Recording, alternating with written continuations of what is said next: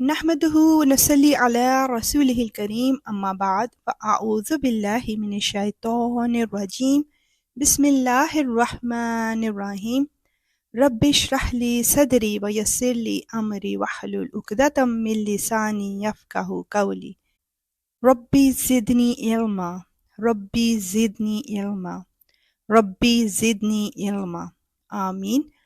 السلام علیکم ورحمۃ اللہ وبرکاتہ۔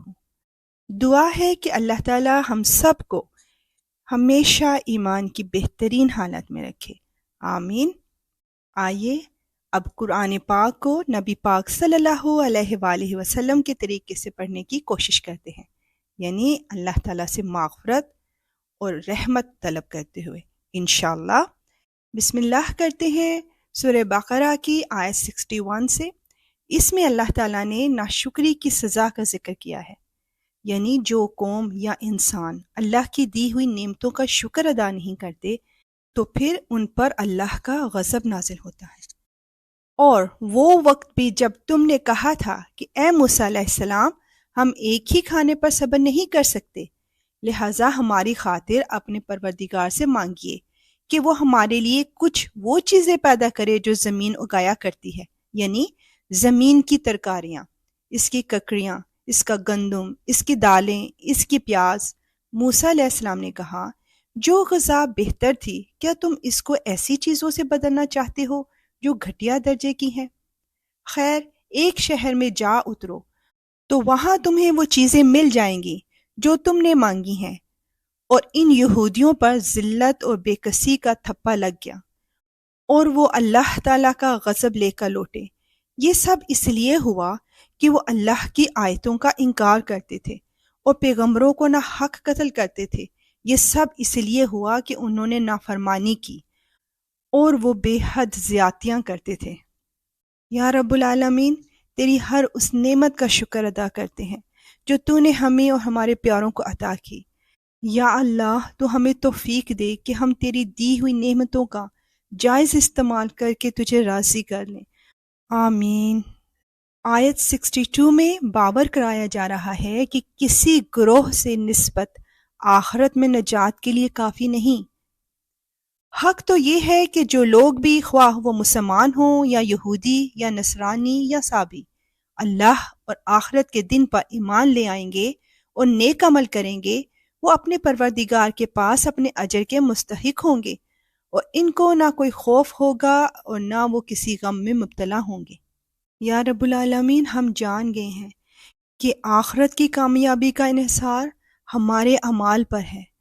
اگر تو ہمارے اعمال اچھے تو ہم کامیاب، نہیں تو کسی گروہ کی نسبت ہمیں بچا نہیں سکتی۔ آیت 63 to 64 میں بنی اسرائیل کی عہد شکنی کا ذکر کیا گیا ہے۔ اور وہ وقت یاد کرو جب ہم نے تم سے تورات پر عمل کرنے کا عہد لیا تھا اور کوہ طور کو تمہارے اوپر اٹھا کھڑا کیا تھا کہ جو کتاب ہم نے تمہیں دی ہے اس کو مضبوطی سے تھامو اور اس میں جو کچھ لکھا ہے اس کو یاد رکھو تاکہ تمہیں تقوی حاصل ہو۔ اس سب کے باوجود تم دوبارہ راہ راست سے پھر گئے، چنانچہ اگر اللہ کا فضل اور رحمت تم پر نہ ہوتی تو تم ضرور سخت نقصان اٹھانے والوں میں شامل ہو جاتے۔ یا رب العالمین، تو ہمیں قرآن و سنت پر عمل کرنے والا بنا دے۔ آیت 65 to 66 میں عبرتناک سزا کا ذکر آتا ہے جو کہ بنی اسرائیل کو ان کی نافرمانیوں کی بنا پر ملی۔ اور تم اپنے لوگوں کو اچھی طرح جانتے ہو جو سنیچر سبت کے معاملے میں حد سے گزر گئے، چنانچہ ہم نے ان سے کہا تھا کہ تم دھتکارے ہوئے بندر بن جاؤ۔ اللہ اکبر۔ پھر ہم نے اس واقعے کو اس زمانے کے اور اس کے بعد کے لوگوں کے لیے عبرت اور ڈرنے والوں کے لیے نصیحت کا سامان بنا دیا۔ اس سے ہمیں بھی یہ سبق ملتا ہے کہ ہم اپنے پاسٹ ماضی میں کی گئی غلطیوں سے سبق حاصل کریں۔ یا رب العالمین، ہم اپنے ان تمام گناہوں کی معافی مانگتے ہیں جو جانے انجانے میں ہم سے سرزد ہوئے، آمین۔ آیت 67 to 71 میں بتایا جا رہا ہے کہ اللہ تعالیٰ کے حکم پر بے چونچرا عمل کرو اور وقت یاد کرو جب موسیٰ علیہ السلام نے اپنی قوم سے کہا تھا کہ اللہ تمہیں حکم دیتا ہے کہ تم ایک گائے ذبح کرو۔ وہ کہنے لگے کہ کیا آپ ہمارا مذاق بناتے ہیں؟ موسیٰ علیہ السلام نے کہا میں اس بات سے اللہ کی پناہ مانگتا ہوں کہ میں ایسے نادانوں میں شامل ہوں جو مذاق میں جھوٹ بولیں۔ انہوں نے کہا کہ آپ ہماری خاطر اپنے رب سے درخواست کیجئے کہ ہمیں صاف صاف بتائے کہ وہ گائے کیسی ہو۔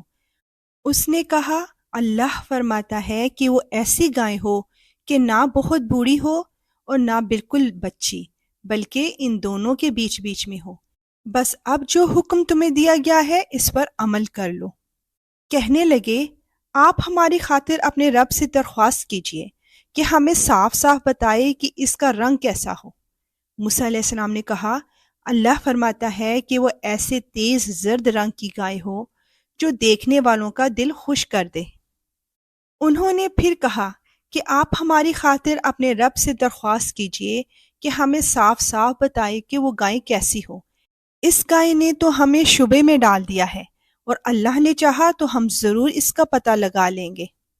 موسیٰ علیہ السلام نے کہا اللہ فرماتا ہے کہ وہ ایسی گائے ہو جو کام میں جت کر زمین نہ گہتی ہو اور نہ کھیتی کو پانی دیتی ہو، پوری طرح صحیح و سالم ہو، جس میں کوئی داغ نہ ہو۔ انہوں نے کہا ہاں اب آپ ٹھیک ٹھیک پتہ لے کر آئے۔ اس کے بعد انہوں نے اسے ذبح کیا جبکہ لگتا نہیں تھا کہ وہ کر پائیں گے۔ بے شک یا رب العالمین جو انسان بھی تیری نافرمانی کرتا ہے وہ اپنا ہی نقصان کرتا ہے۔ یا رب العالمین ہم تجھ سے تیری محبت مانگتے ہیں اور تجھ سے محبت کرنے والے کی محبت مانگتے ہیں اور ان اعمال کی محبت مانگتے ہیں جو تیری محبت کا باعث بنے۔ اے اللہ مانوس کر دے ہماری وحشتوں کو ہماری قبروں میں۔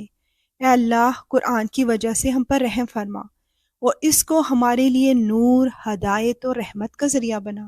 اے اللہ جو کچھ ہم بھول جائیں ہمیں یاد کروا دینا اور وہ کچھ ہمیں سکھا دے جو ہمیں معلوم نہیں، اور دن کی گھڑیوں میں اور رات کی گھڑیوں میں تلاوت کی توفیق عطا فرما اور اس کو ہمارے لیے دلیل بنا دے۔ آمین اللہم آمین۔ انشاءاللہ ملیں گے نیکسٹ آیات کے ساتھ۔ وآخر دعوانا ان الحمد للہ رب العالمین۔ سبحانک اللہم وبحمدک اشہد ان لا الہ الا انت استغفرک واتوب الیک۔ السلام علیکم ورحمۃ اللہ وبرکاتہ۔